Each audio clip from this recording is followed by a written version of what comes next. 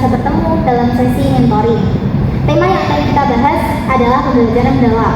Pembelajaran mendalam adalah sebuah pendekatan pembelajaran yang sangat relevan dengan kebutuhan pendidikan saat ini. Mentoring ini bersifat dialogis, jadi saya harap kalian aktif berdiskusi dan menyampaikan pendapat. Siap, Kak.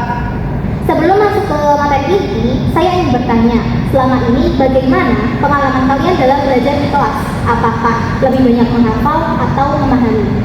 Kalau pengalaman saya masih banyak pembelajaran yang menekankan hafalan. Saya juga merasakan hal yang sama. Kadang paham saat belajar, tapi cepat lupa setelahnya. Nah, itulah salah satu masalah dalam pembelajaran yang belum mendalam. Pembelajaran mendalam hadir sebagai solusi dari persoalan yang ada.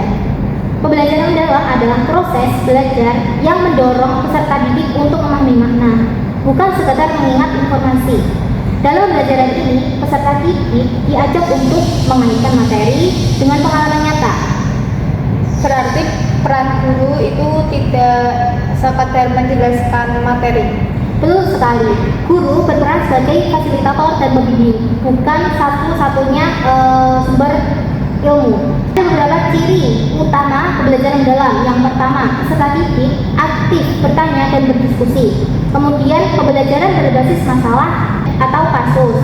Kemudian adanya refleksi di akhir pembelajaran.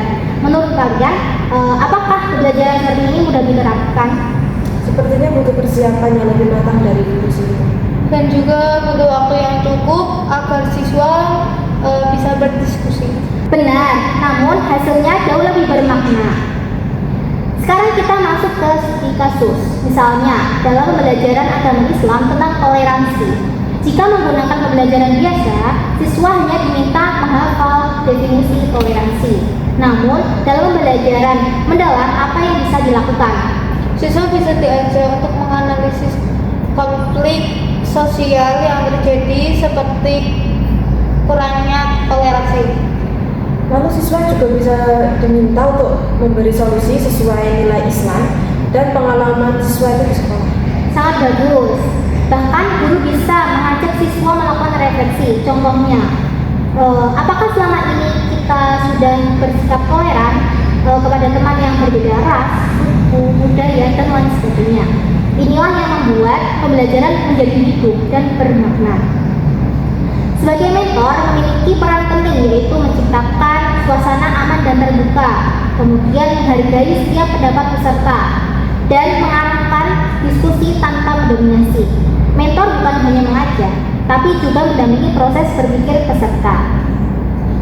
Berarti mentoring itu sangat cocok untuk pembelajaran mendalam. Betul sekali, mentoring adalah wadah ideal untuk pembelajaran mendalam. Sekarang saya ingin kalian menyampaikan refleksi singkat.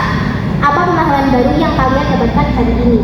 Saya memahami bahwa pembelajaran mendalam membuat siswa lebih terlibat dalam pembelajaran dan tidak mudah lupa akan materi yang sudah disampaikan. Saya belajar bahwa tujuan belajar itu bukan hanya untuk mencari nilai, tapi juga perubahan sikap dan cara berpikir. Masya Allah, refleksi yang sangat baik. Dalam belajar mendalam, yang kita bangun bukan hanya kecerdasan intelektual, tetapi juga karakter, empati, tanggung jawab, kesadaran sosial. Inilah esensi pendidikan yang sesungguhnya. Sebagai penutup, pembelajaran mendalam adalah pendekatan yang menuntun peserta didik menjadi pembelajar sejati, bukan sekadar pencari nilai. Semoga apa yang kita bahas hari ini bisa menjadi bekal dalam praktik pembelajaran ke depan. Terima kasih atas partisipasi aktif kalian. Wassalamualaikum warahmatullahi wabarakatuh. Waalaikumsalam warahmatullahi wabarakatuh.